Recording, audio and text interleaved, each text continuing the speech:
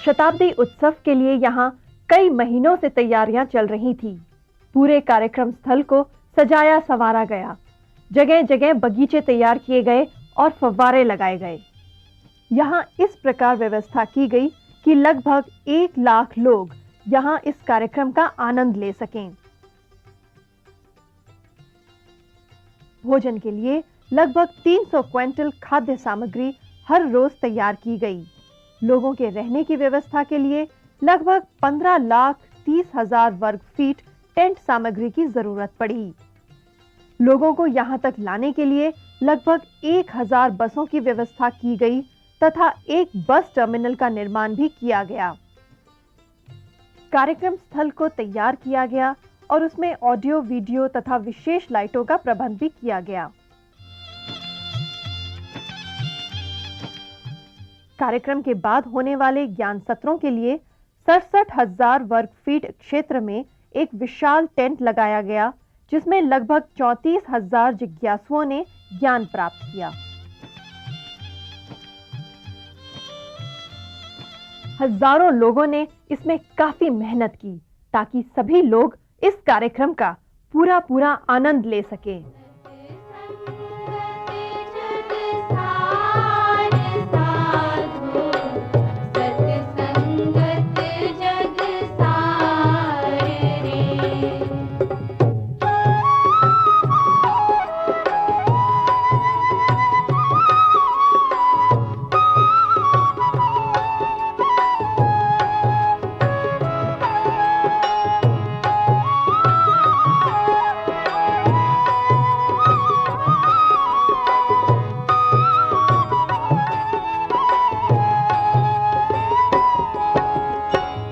काशी न्याय मथुरा न्याय, न्याय हरिद्वार रे।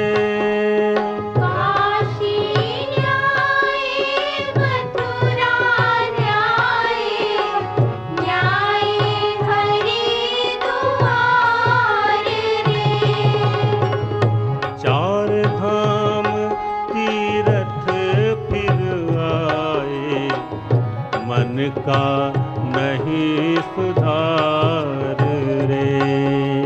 चार धाम तीरथ फिर आए, मन का नहीं सुधार रे। सतसंगत जग सार साधो, सतसंगत जग सार। सत्संगत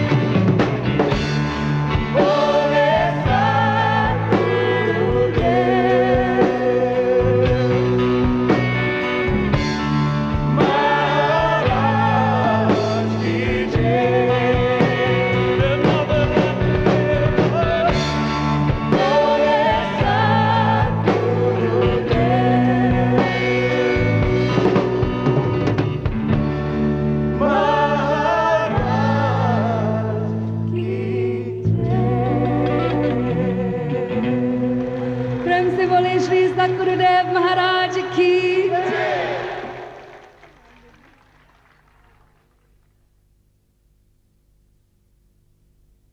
प्रेमी सज्जनों, एक बार फिर मौका मिला है इस पावन हंस जयंती के महोत्सव में कि एक बार और हम सत्संग सुन सकें, क्योंकि सचमुच में ये 100 साल की जो हंस जयंती बनाई जा रही है, सेंटेनरी, ये जीवन में एक ही बार आती है।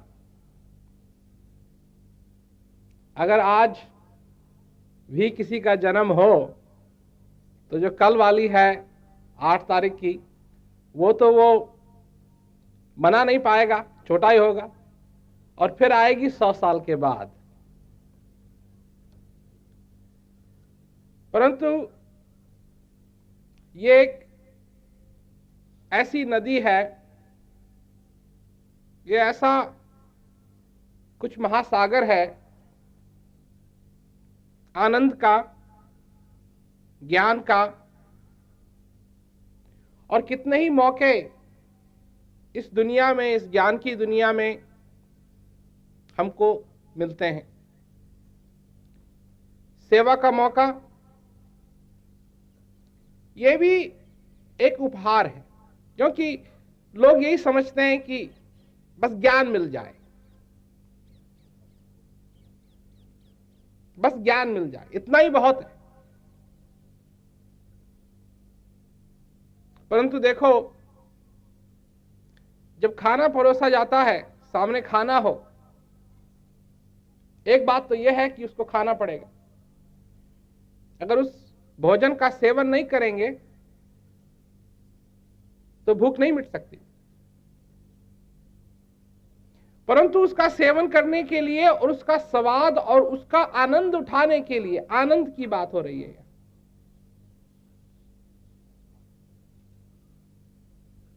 जीवन तो मिला है, लोगों को मिला है,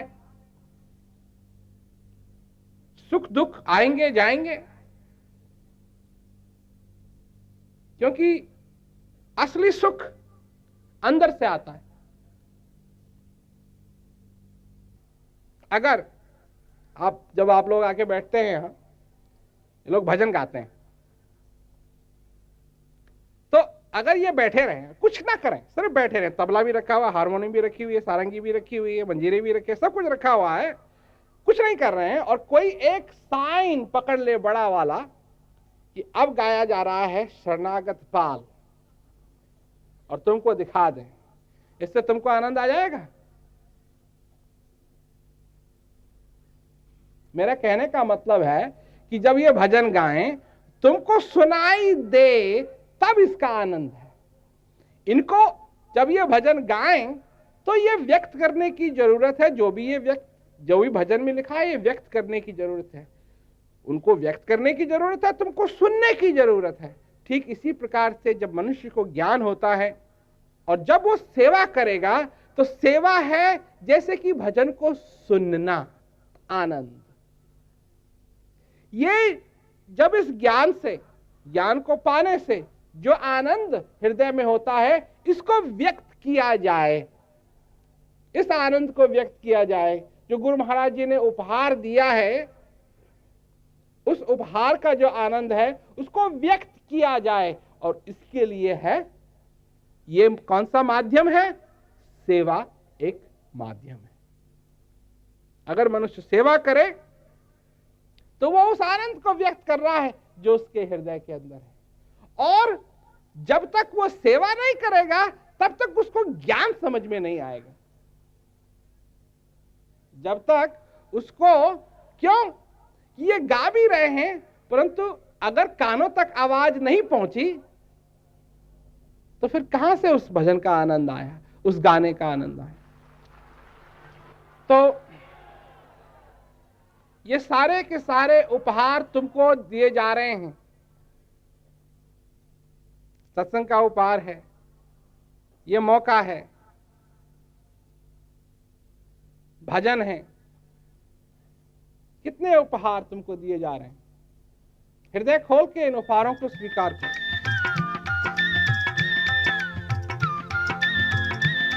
यह कार्यक्रम पूरे भारत में लगभग 250 जगहों पर तथा पूरे विश्व में सैटेलाइट द्वारा बाद में प्रसारित किया गया।